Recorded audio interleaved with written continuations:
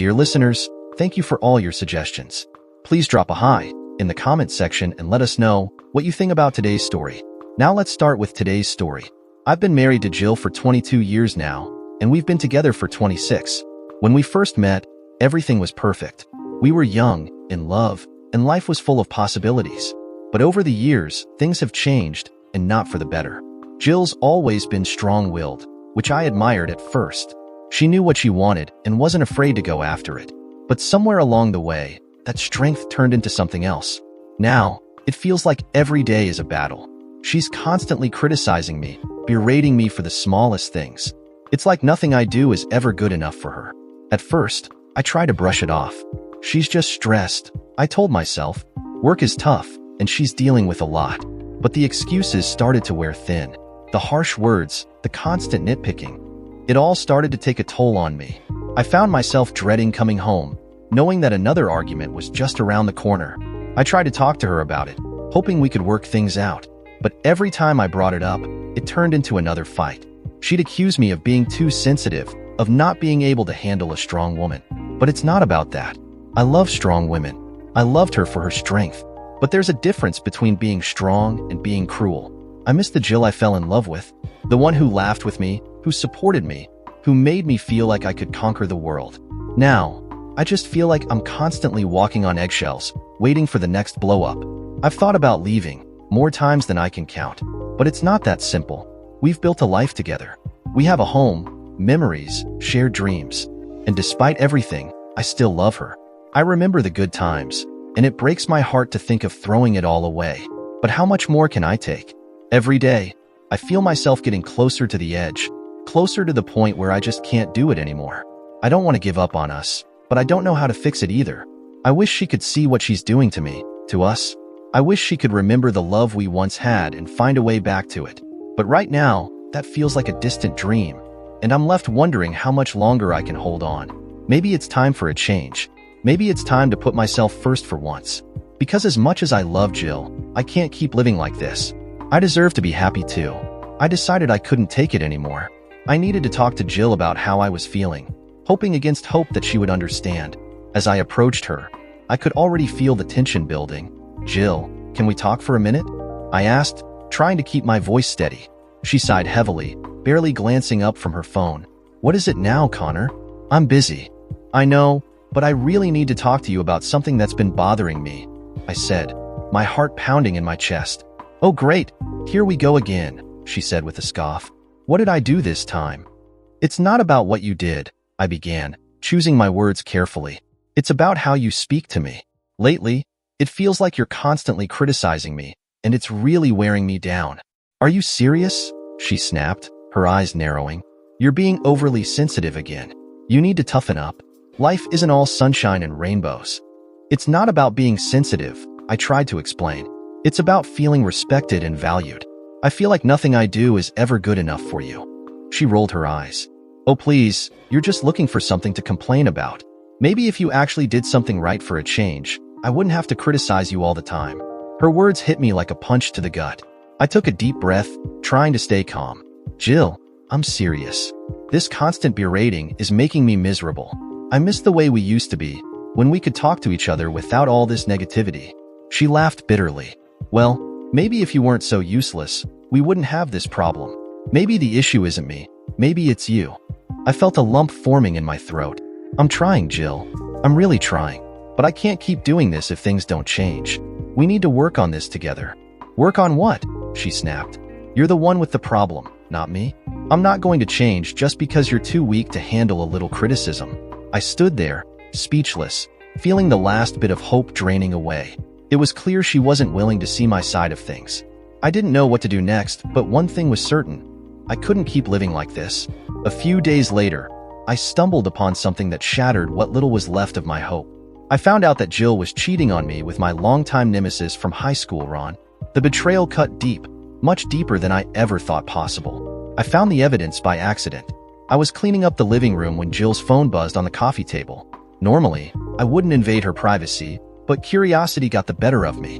The message preview on the screen was from Ron, and it read, "Can't wait to see you tonight. Love you." My heart sank. I scrolled through their messages, each one more incriminating than the last. There were pictures, intimate conversations, plans for secret meetups. The realization hit me like a ton of bricks. Jill had been betraying me, and with Ron of all people, I felt a mix of rage and devastation. How could she do this to me? How could she betray our marriage and everything we had built together? And with Ron, the person who had tormented me throughout high school, it felt like a cruel joke. That night, I confronted her. She didn't even bother to deny it. She just looked at me with a cold, indifferent expression and said, "Well, now you know." The anger boiled over. "How long has this been going on, Jill? How long have you been sneaking around behind my back?" She shrugged, seemingly unfazed by my pain. "A few months, maybe longer. Does it really matter?" "Of course it matters," I shouted, feeling the tears welling up in my eyes. "You betrayed me. You destroyed our marriage." She rolled her eyes. "Oh, stop being so dramatic, Connor. You were never enough for me. Ron actually makes me feel alive." Her words stung, but they also gave me a strange sense of clarity. This was it. This was the final straw. There was no saving our marriage. Jill had made her choice, and now I had to make mine. "I'm done," I said quietly, my voice trembling. "I'm done with this marriage. I'm done with you." She just stared at me, expressionless. "Fine, whatever. Do what you have to do." The next morning, I contacted a lawyer and started the divorce proceedings. It hurt, and it was going to be a long, painful process, but I knew it was the right thing to do. I deserved better than this. I deserved to be happy. As I packed my things and prepared to leave, I felt a strange sense of relief. This was the end of a painful chapter, but it was also the beginning of a new one. For the first time in a long while, I felt hopeful about the future. I didn't know what it would bring, but I knew I had the strength to face it. Discovering Jill's betrayal with Ron was the final blow. I had no choice but to start divorce proceedings, but I wasn't going to let her walk away easily. Luckily, we had a prenuptial agreement in place that would protect my assets and ensure that I wouldn't have to pay alimony. As the divorce process unfolded, I fought tooth and nail to ensure that the prenup was honored. It wasn't just about the money. It was about standing up for myself after all the years of emotional abuse and now infidelity. My lawyer was relentless, and we gathered every piece of evidence needed to prove Jill's infidelity. Jill was predictably furious when she realized that she wouldn't be getting any of my assets or alimony. She had expected to walk away with a significant portion of our wealth, but the prenup and the evidence of her affair left her with nothing. One evening, as we were finalizing the details, she confronted me in the courtroom, her eyes blazing with anger. "You really think you've won, don't you?" she spat. I looked at her, feeling a mix of sadness and resolve. "This isn't about winning, Jill. It's about what's fair. You betrayed me, and now you have to face the consequences." She sneered, but there was a glimmer of resignation in her eyes. "Fine. Keep your money, Connor. I don't need it. Ron and I will be just fine without you." Hearing her mention Ron so casually, as if our years together meant nothing, still hurt, but I stood firm. "I hope you find what you're looking for, Jill." The divorce was finalized soon after, and I kept everything I had worked so hard for. Jill, despite her initial anger, seemed almost relieved to be rid of me without the burden of legal battles. She wasted no time moving on, making plans to marry Ron. During all this, my daughter, Shayna, walked the tightrope between both her parents. She did, however, give a piece of her mind to her mother when the details of her affair with Ron came out. As I watched her pack up the last of her things, there was a strange sense of closure. The woman I had loved for so long was gone, replaced by someone I barely recognized. But that was okay. I was ready to move forward, to rebuild my life without the constant negativity and betrayal. Jill's departure was both a loss and a liberation. There were times I was so happy that Jill was now going out of my life. Had she not cheated, I might have filed for divorce myself. I might have lost more than what I lost now. Good riddance, I must say. There are times when someone wants to steal something from you, but does not know that you really wanted to get rid of that same thing. Well, Ron just did that for me. If she becomes half of the demon that she was during my marriage to her, Ron is going to have a really tough life. For me, it was time to start anew and find happiness on my own terms. Life moved on and I moved ahead. A few months later, they say the sense of smell is the strongest of the five senses. It can bring back memories, even from your childhood. The fragrance I smelled when I opened my mailbox wasn't from my childhood, but I recognized it immediately. It brought back memories and turned my mood foul. The fragrance was Christian Dior's Dune. It had been my wife's favorite for most of our marriage. I knew why I was smelling it. She must have sent me an invitation to her upcoming wedding. What a witch. Like I want to go see her joining her lover in marriage. I already knew that he was joining her in our marital bed. That is why she is now my ex-wife. I rifled through the mail, setting the bills and junk mail to the side, until I saw it. Of course, it was an ornate envelope with my name and address hand calligraphed in deep purple ink, my wife's favorite color. The color of royalty, she would say when anyone asked her. Royalty? Huh. She was no closer to royalty than my dog, which she took in the divorce. Am I bitter? Hell, yes, I am. She cheated on me with my lifelong nemesis and took my dog. Taking the dog was the more cruel of the two. I wouldn't even have opened the invitation except that I wanted to know when the wedding was so I could, conveniently, be out of town. July 23rd at 3 p.m. I'm sure I could find somewhere else to be. I looked at the name of the place where the ceremony was going to be held at. I couldn't believe she was actually getting remarried in a church. Not just any church, but the most prestigious and pompous church in the city. How could she even think of getting married in a church after she cheated on me? Oh, but her new husband-to-be was rich, so I guess only the best for her. I ceremoniously threw the invitation into the wastebasket. I had been in a great mood before I came home. Now my mood was sour. It had been a good day at work. One of the newer office staff, Sabrina, had stopped by my cubicle and we flirted a little. At least I hope she was flirting and not just being nice. This last year and a half had been a tough one, but her attention really boosted my ego and lifted my spirits. I thought about my ex-wife. We had had 26 years together, 23 as husband and wife. I grabbed a beer out of the fridge, turned on the TV, and plopped down on the couch. I'm not sure how long I was sitting there, but it must have been a while. When I went to take the last swig of beer from the bottle, the beer was warm. I looked at the bottle and was contemplating grabbing another one when my phone rang. It was my daughter, Shayna. Hello, Pooh Bear. I said, Hey Dad, how are you doing? Well, I was doing great until I got home and grabbed the mail. So, you must have gotten the invitation today too. She stated, Yeah, can you believe it? Sorry Dad. I told her she shouldn't send you one, but she insisted, saying, He's got to get over it. He can come to the wedding, if for no other reason than to see his daughter as a bridesmaid. Well, I have no intention of going. I already threw the invitation into the trash, where it can join her. Dad, would you reconsider? Honey, I'm planning on being out of town that weekend. I declared. Dad, I really want you to be there. I will need you there for support. You know I don't really want to be in the wedding, but she made me feel guilty. She wanted me to be the maid of honor, but I told her, no way. Shayna, you don't need my support. Brent will be there to support you. Dad, what are you going to do next year when Brent and I get married? Are you going to avoid that wedding too? Of course not, Pooh Bear. I can't wait to walk you down the aisle and give you away. So, you'll have to be in the same church with them next year. Can't you be the better man and come to this one? I don't think I am the better man, honey. I said to her, Well, think about it, Dad. I really want you to be there with me. I'll think about it. I told her. I would have to think about it. I would have to really think about it. I don't think I can be the better man and put this behind me. Jill and I were supposed to be married for life. I guess she wanted to trade up rather than stick with the old model. As I sat there thinking, I decided to try to do something that I had done a number of times throughout my life. When I was young, I was instructed to write down my problems. Putting it down on paper helps. Try to deal with each concern or issue instead of the whole problem. As I was writing, I decided that probably the fact that Ron, her new husband-to-be, had been my rival since junior high, made the betrayal even worse. I knew that I wouldn't be able to tell him, face to face, how I felt. So, I decided to write it down. I had no intentions of giving it to him, but it would help me to get it off my chest. Ron, well, I guess the best man has one. Jill has chosen to be with you for the rest of your life. Ever since junior high, we've been in competition. You truly were my arch rival. Even in high school, we were competing. Jill had been someone we competed for, but she chose someone else. Later, while you were at college, she chose me. But, I guess, even after all these years, you couldn't stand that Jill had married me. One would think that you would have gotten past it, but no, you had to pursue her, just because she was mine. Sure, I'm pissed at you, but I'm really pissed at my loving wife, or rather my ex-wife. The fact that she succumbed to your advances showed me that, even after 26 years, I didn't really know her.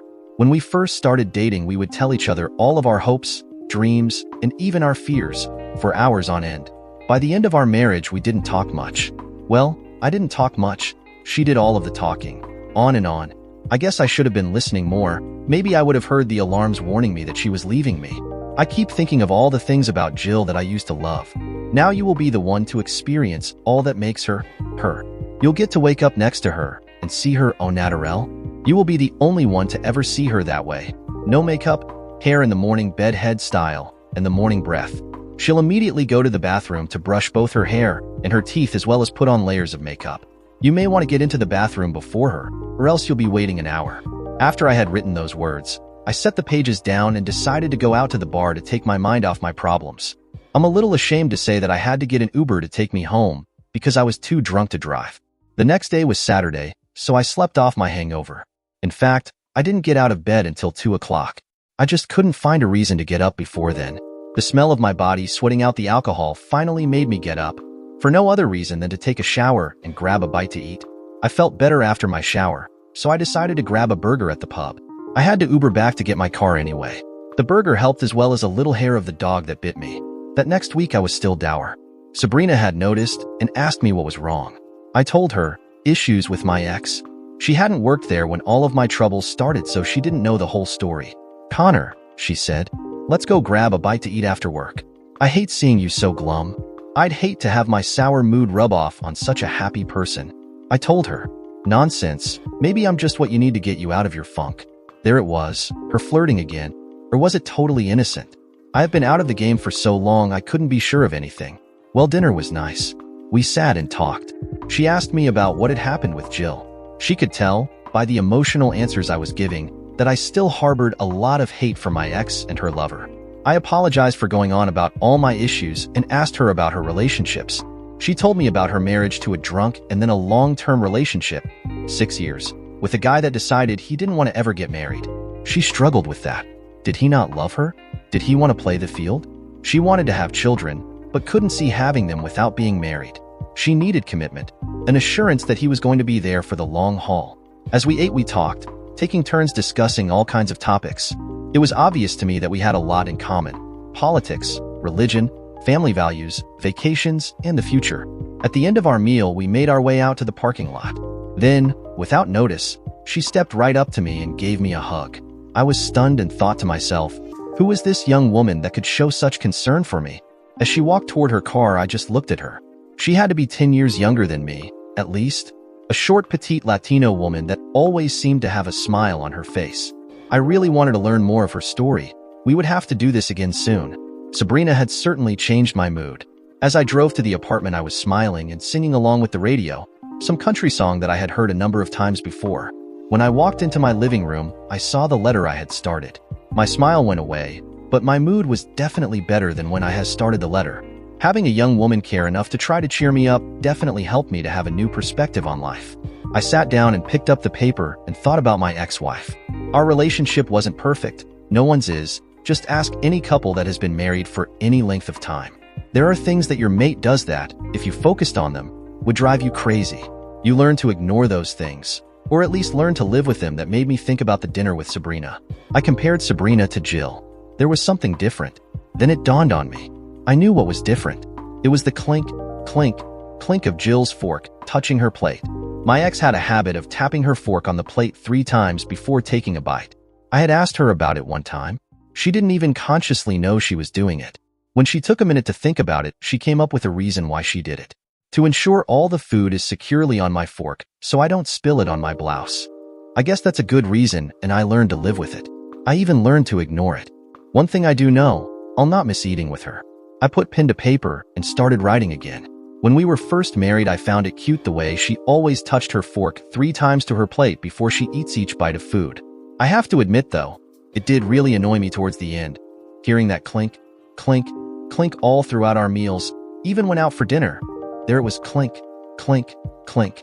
That next week at work, Sabrina let me know that she enjoyed the time we had spent together. Being polite, I said, so did I. We will have to do that again. When? She asked. That surprised me a bit. How about Friday? If you don't already have a date, that is.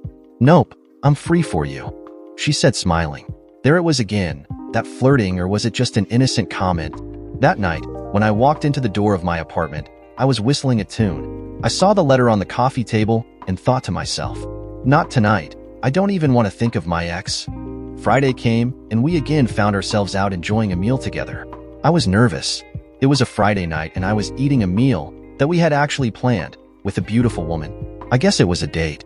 It had been so long for me that I didn't know what to expect or what was expected. I did know that this woman in front of me was pleasant to be around and also pleasant to look at. Also, I knew she was interested in learning more about me. We finished our meal and then just drove around. I know I was nervous, and maybe she was too, but when there was silence in the car, neither one of us felt the need to fill it with useless prattle. I appreciated that she was comfortable just sitting in the car together as I drove. At the end of the night, I brought her to her condo. We talked for a little while, then she went inside.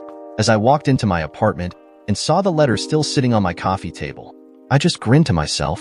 A week went by and on Saturday afternoon, Shayna called me and again asked, "Dad, did you send back your RSVP to Mom?"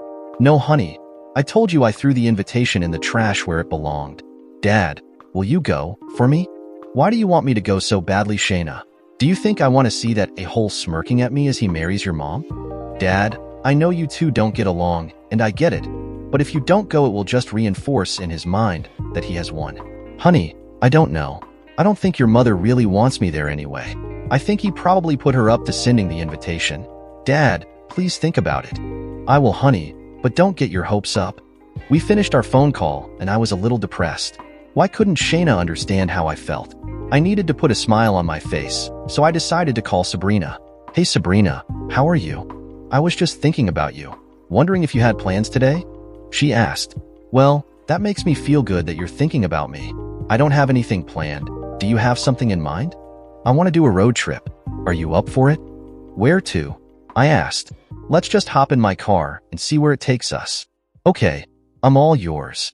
As soon as I said it, I hoped she didn't take that too seriously. I didn't want to scare her by making her think I was moving too fast. We ended up driving through the countryside, looking at the wonderful world around us. We traveled some high mountain roads where the views were breathtaking.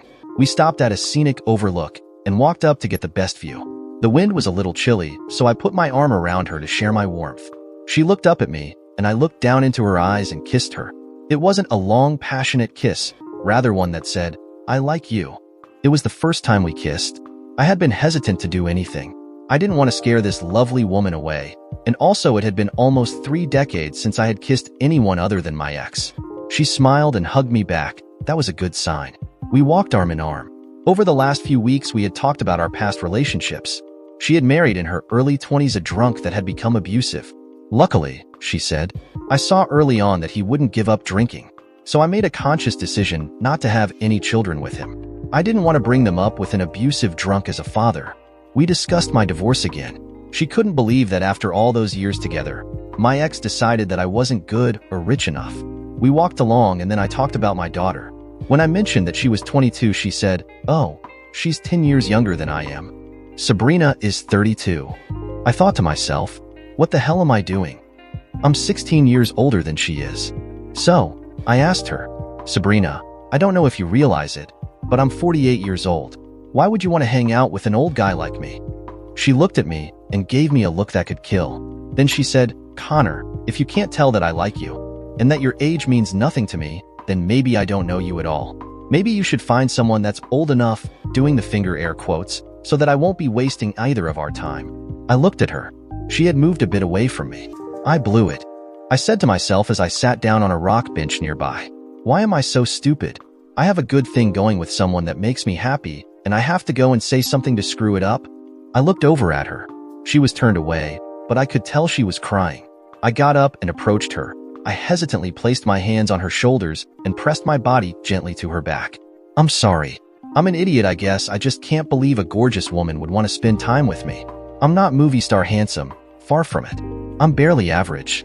She turned her head slightly, and I could see the tears still streaming down her face. "Sabrina, I know it is early in our relationship, but I'm developing strong feelings for you. I guess I was just trying to guard against getting my heart broken again." She turned around and looked at me. "You don't think I'm scared? My ex-husband was an abusive drunk. He wasn't like that before I married him. At least I didn't see it. Then I was in a relationship with a guy that wouldn't commit. I think you are different, and I thought we were creating something special. I am not into one-night stands. Having a relationship with someone that I like and care for is what I've been searching for. I thought I found that guy, but if our age difference is all you can think about, then maybe we shouldn't even be friends." I looked at her. The little makeup she wore was smudged, but she was the most beautiful woman in the world to me. I grabbed her gently, pulling her to my chest. Then after a light hug, I pulled away a little bit. That is when I kissed her again. Only this time passionately, with all of me. She soon reciprocated, and we stood there making out with the sun shining down upon us. We must have been there quite a while, because when we finally stopped kissing I noticed that some storm clouds were rolling in. I looked at Sabrina and said, "Those clouds look kind of ominous. We'd better head back. In fact, we'd better skip the scenic route back and hit the highway." She looked at me and said, "Can I interest you in a home-cooked, authentic Mexican dinner when we get back?" "That sounds great, but only if you let me help." "Well, I have never had a man in my kitchen before, but if you're willing, I'm willing to take the chance." I was glad, and a bit surprised that neither of her two past relationships helped her in the kitchen. Was that a cultural thing? I wondered. On the trip back, I noticed something else about Sabrina that was different than Jill. It was something good and it made me smile. I would have to put this my letter to the a-hole. Dinner was great, and although I think she felt a little awkward with me helping out, we were soon prepping like a well-oiled machine. To say the food tasted great would be an understatement. Authentic was definitely better than the supposed authentic food you buy in the grocery store or even the restaurants.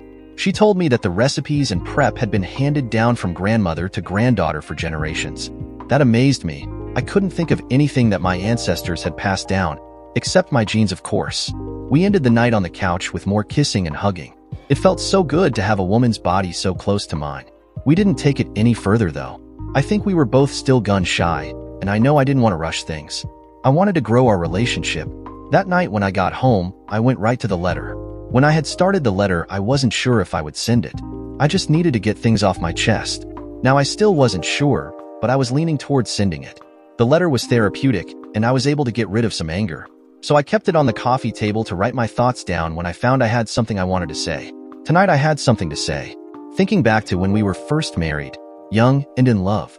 We had just started our life together, as well as our new careers. As such, money was a little tight.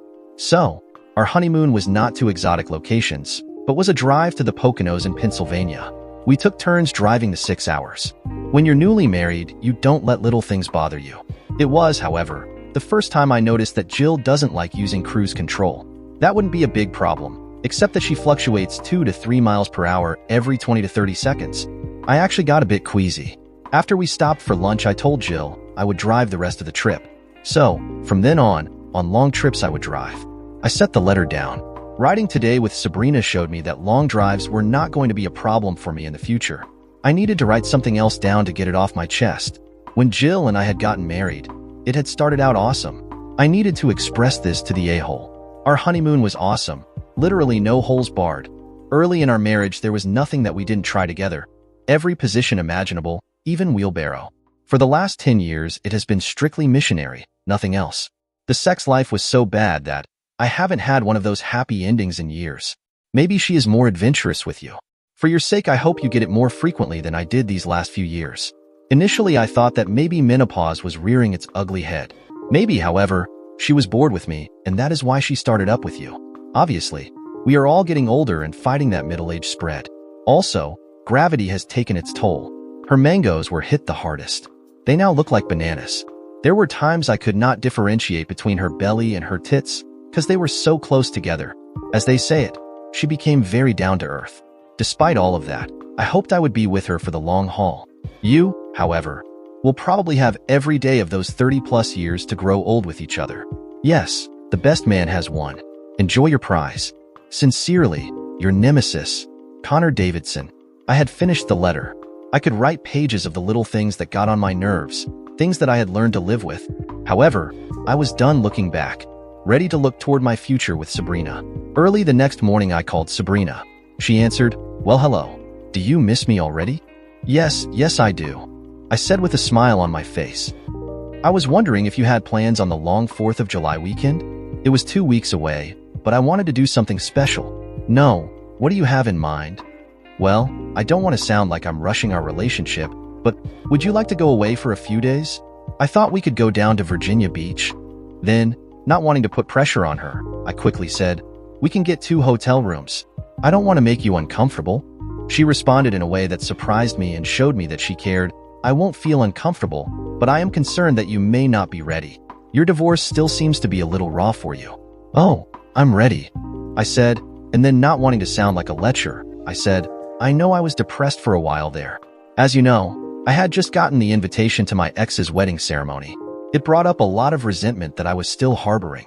You, thankfully, have turned that around. I thought, after yesterday, you may be ready to move forward.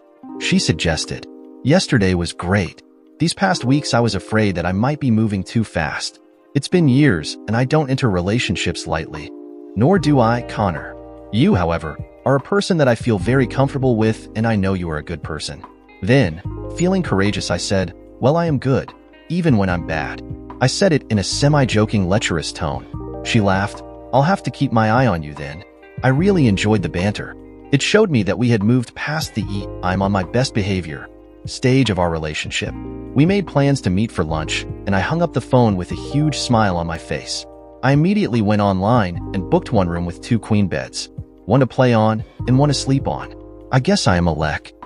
That next week, Shayna called again. Dad, Mom says you're not coming to her wedding. She said she hasn't gotten your RSVP yet. Dad, I really wish you would go. For me? Shayna, honey, what would I need to be there for? It isn't your wedding. I want to dance with my father. How could I get out of this without disappointing my daughter? Honey, I'll be able to dance with you next year when you get married. What's it going to hurt for you to come for a few hours? She whined. I'd feel like everyone would be looking at me with pity. There's the ex-husband she dropped to marry this guy. I can't believe he's here. Oh, Dad, they would not? I think they would, dear. So bring a date then. Show them you've moved on also. We'll see. I replied. Dad, the wedding is about a month away. Please? She pleaded. We'll see. That's the best that I can do right now. I changed the subject, and we talked about other things in her life. She sure was a busy girl, burning the candle at 5 ends. Later in the week, Sabrina stopped by my apartment with Chinese food. She said, surprise. I thought I'd spend the evening with my favorite guy. Of course, I invited her in. She sat the food on the table and asked, do you want to eat it out of the containers, or should we use plates? I like that. A girl that was down to earth, willing to eat out of to-go containers. Not wanting to sound uncivilized, though, I said, I'm sure I've got at least 2 clean plates around here somewhere. Let's sit at the table to eat. I'm okay either way, she said. I grabbed the plates and silverware, and we sat down to eat and talk. While we were eating, she slipped her shoes off and started rubbing her foot up and down my leg. I looked at her and said, it appears the kung pao chicken isn't the only thing that is hot tonight. She just looked at me with a fake, innocent look and said, I don't know what you're talking about. I just smiled as she kept on rubbing my leg with her foot. After dinner, we went into the living room and sat on the couch. We focused on each other as we started making out. She pulled away and said, I have to visit the bathroom, but don't you forget where we left off. Wow, what a woman. She wasn't gone for long, but while she was gone, I went into the kitchen. I was just about to pour us a couple glasses of wine when I asked her, white or red? I'd rather have a bottle of beer, was her reply. Wow, what a woman. I grabbed a couple beers and headed back into the living room. As I rounded the corner, I stopped. She was intently reading my letter to the a-hole. She looked up at me with a guilty look on her face, saying, I'm sorry. I shouldn't have just started reading your stuff. I'm sorry. I feel terrible. How could I be mad at that gorgeous face when it was obvious she was truly sorry? Also, she felt comfortable enough around me to pick it up in the first place. It had been sitting there on the table where I left it. Let me explain. You don't have to, she said. I shouldn't have been so nosy. Sabrina, it's okay that you've read it. I wrote it to help to get it off my chest.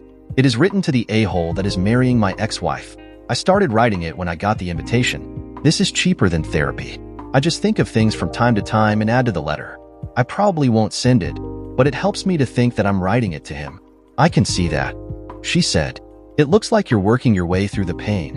What you wrote was interesting, though. I blushed, remembering the my entry included descriptions of our sex life. Yeah, I was just remembering life with my ex. I was probably a little cruel there at the end of it. Connor, it's how you feel. And if it helps you get past it, then what's the harm? Wow, what a woman. Sabrina, you are just what the doctor ordered. I sat back down next to her, took the letter from her hand, laid it back on the coffee table, and kissed her passionately. I pulled my face away from her lips and looked at her. What, are you upset that I removed your impediment? I smiled and said, now where were we? We spent the rest of the evening on the couch making love. Leading up to our long weekend, we got together most nights or talked on the phone. We were learning so much about one another. On the Thursday before the holiday weekend, I got a call from Shayna. "Dad, I'm calling to make another plea. Will you go to the wedding?" I was getting a little perturbed, even though she was my daughter. "Shayna," I asked, "is your mother putting you up to this?" "No, Dad, to be honest, I think she would rather you didn't come. She doesn't want a scene." But Ron keeps pushing. "Why would she think I would make a scene?" I retorted. "Because he has been your rival since you were in school." She explained. "So then why do you want me to go so bad? Do you want me to make a scene?" I accused. "No, Dad. I want you to show Mom and Ron that you are the bigger man. I think it would be good for you. Maybe force you to deal with it and move on." My daughter wanted me to move on. I had already moved on. My relationship with Sabrina was already to the point that we were exclusive and were committed to each other. "Honey, I'm fine. I've already moved on. Let the whole have her and put up with her shit." "Yeah, that sounds like you've moved on all right," she said sarcastically. "Believe me, honey, I have. Sure, there is still resentment, and I wouldn't shed a tear if he died tomorrow, but I have moved on." "Sorry, Dad. I didn't mean to get you upset. I think, though, that I'd better let you go before I say something that hurts your feelings." "Sorry, Dad. I'll talk to you next week." When Sabrina called later that night, she could tell that something wasn't right. "It's nothing. My daughter called and is bugging me to go to my ex's wedding. I don't know why she is pushing so hard for this," I said heatedly. "Can we discuss this over the weekend, when you've calmed down?" She asked. "I'm sorry. I'm not trying to take it out on you." "It's okay, Connor. We'll work through this together." We talked for a while longer and made plans for me to pick her up in the morning. That next morning, when she came out of her condo, I was gobsmacked. Sabrina was dressed in a yellow floral print spaghetti strap sundress that really complemented her petite frame and olive complexion. I got hard just looking at her. She was carrying an overnight bag that couldn't have carried more than a couple small outfits. I guess she didn't feel she needed too many clothes for the 3 days. She opened the door to my car, put her bag in the back, and sat down in the front seat. "I apologize," I said. "I would have gotten out and opened your door for you, but I don't think I could stand up without embarrassing myself." She grinned and said, "You say the sweetest things." Wow, what a woman. I drove to the hotel on the beach and talked casually all the way. Looking at her, sitting there, I don't think I ever lost my arousal. We got an early check-in at the hotel and went up to our room. It had an awesome view. As we stood there, she turned to me and said, "Connor, we have a problem." I looked at her questioningly. She had a smile on her face. Mixed signals, to say the least. Then she said, "I can't take you out in public with that prominent bulge in your pants. Let me take care of that." Well, to say that she took care of the matter would be an understatement. We made love and she was awesome. Wow, what a woman. Once we were done, she said, "Problem solved now. Get up and get going." We got ready and I was speechless as I followed her out the door, onto the elevator, and out to my car, grinning all the way. Before I started up the car, I looked over at her, leaned in, and kissed her passionately. This wonderful woman treated me like a king, and I would treat her as my queen. I was all in. I couldn't tell you what we ate. My eyes and mind were all on her. "Connor," she said, interrupting my thoughts. I looked into her eyes. "Yes? Can I make a suggestion without upsetting you?" I thought a second and said, "I can't promise not to get upset, but I'll try." "Thank you, Connor. You know I care about you a lot." Oh, I thought to myself, what's next? "Connor, I would like to go with you to your ex-wife's wedding. I want to meet your daughter, show off my man to all of the other guests, and finally, I'd like to thank Jill for making you available for me," she said with a smirk on her face. To say I was stunned is an understatement. I looked at her, and a huge smile filled my face. Oh my God. I thought, this would be perfect. I can definitely hold my head high with this woman on my arm. "By the smile on your face, I take that as a yes?" She questioned. "You will make me the proudest man at the wedding." I said, "We might have to leave the reception early to put the spotlight back onto the bride and groom." That night was awesome. We consummated our relationship. It was loving and raw at the same time. It had been a while for both of us, so we were a bit eager. I think I did well, for a man of my age, with only limited experience with different women. When you're with someone as long as I had been, you get into a routine that works for both of you. When you start with another woman, it is a little awkward. They don't react or expect things the way your ex did. I'm sure she felt the same way about what I was doing or how I was reacting. In my opinion, though, we did well. We soon were able to read each other and found our groove. In the morning, I woke up next to this wonderful woman, and she was a vision. Of course, she had bedhead. We had gotten wild last night after all, but she still looked tremendous. I was expecting her to head straight to the bathroom to start the morning ritual, but she didn't. She turned to me, ran her fingers through her hair, and then laid her head on my chest, giving me a hug in the process. It felt so good and so natural. I just laid there and enjoyed it. Then I kissed the top of her head, and she snuggled it even more. I finally got up and brushed my teeth and relieved my bladder. As I walked out of the bathroom, I looked at her still lying on the bed. I wish I could have taken a picture, but I'm sure that I won't need it to remember that vision. I will remember it for the rest of my life. She noticed me standing there looking at her, and she pulled a pillow over her face. That's when I said something that I don't believe I ever said to my ex. Why would you hide such a stunning beauty behind a pillow? She rolled over and buried her face into the pile of pillows. Her naked backside was fully in view. Then I said, "There is a stunning beautiful behind." She wiggled her hips, and then I heard a muffled laugh from under the pillows. I quickly got back on the bed and laid beside her, caressing her back and butt. She pulled her head up and gave me a deep kiss. I had brushed my teeth, but she hadn't. Yet there was no horrible morning breath. We lay there for a little while caressing each other. Nothing sexual, just sensual. When we finally got out of bed, it was after 10 o'clock. She went into the bathroom and closed the door. I called out to her, "Do you want me to make a reservation for lunch?" "Lunch?" She called back, "I'm hungry for breakfast. Give me a few and I'll be ready." I was shocked. To say the least, Jill would take an hour. 5 minutes later, she came out of the bathroom with her hair combed and just a touch of makeup on. She truly was a stunning beauty. She went to her clothes and picked out a few things, placing them on the bed. She bent down and put on her panties. There was that other stunning beauty again. "So," I said, "that is a wonderful view." She turned to me and said, "I'm glad you like it. It's been with me all my life." I laughed. She is so quick, with just the right quip. We spent the day walking the beach, visiting shops, enjoying local restaurants and one another. At dinner, we were sitting in a romantic Italian restaurant, enjoying the meal and our conversation. She got quiet, which caught my attention. She whispered, "When we get back to the hotel, I want to try that wheelbarrow position you wrote about." My eyes got wide and a huge smile came to my face. "We can try anything you want." She just looked at me with those beautiful brown eyes, and I knew I was probably in over my head. Well, that night we did try wheelbarrow and many others. It was our night to experiment. She took me a little out of my comfort zone. We did so many things with her telling me what she liked and what she wanted. I was eager to please her though. By the end of the weekend, we were so comfortable with each other, both emotionally as well as physically, that we didn't even bother watching the fireworks. We made our own. Our relationship had hit a milestone. We were a couple. We both knew that this was for real, and we're both looking forward to experiencing life together. That week my daughter called me again.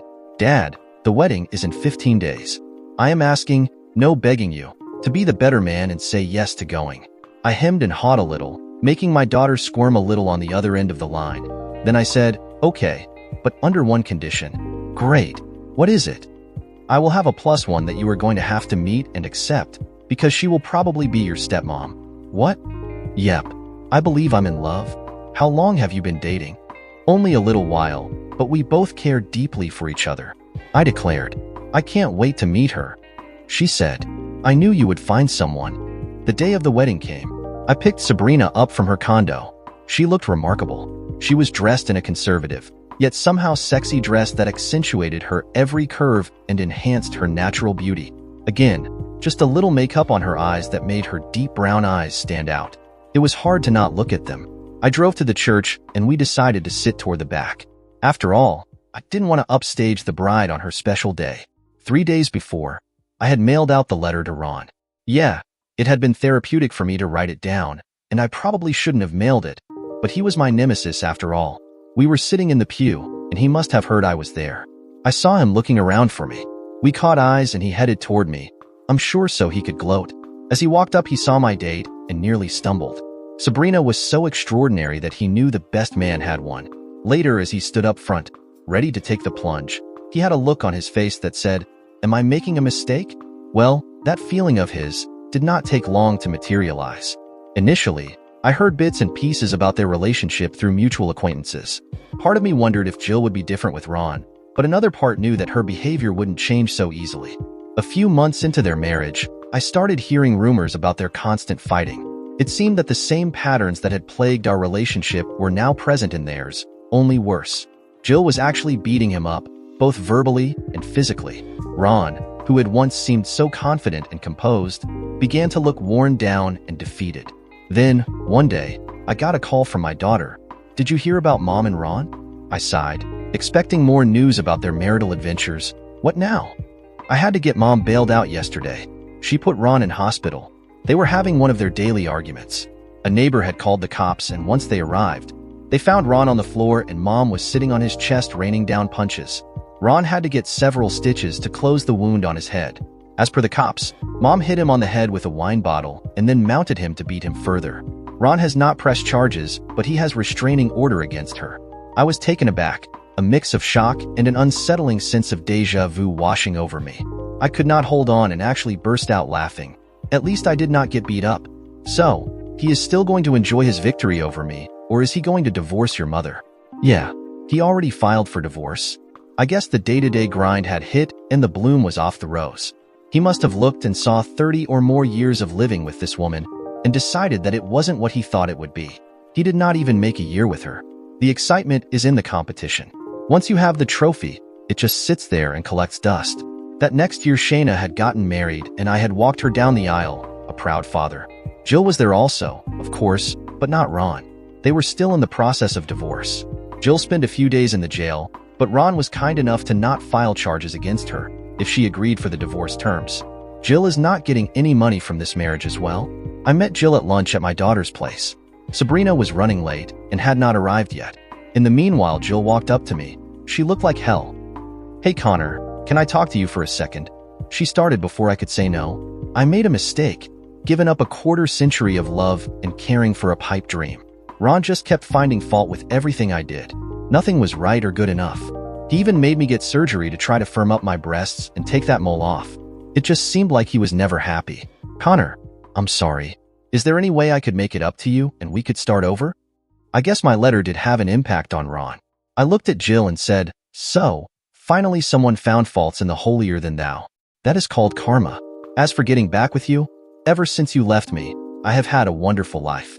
No nagging, no finding faults in me, no bickering, no constant yapping and no yelling at me. Do you really think that I would give up my peace of mind and get back with you?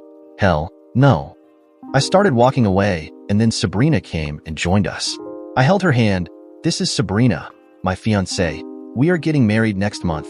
Then we all had our lunch, and Jill never spoke a word. A month later, I got married. No, I did not send Jill any invitation.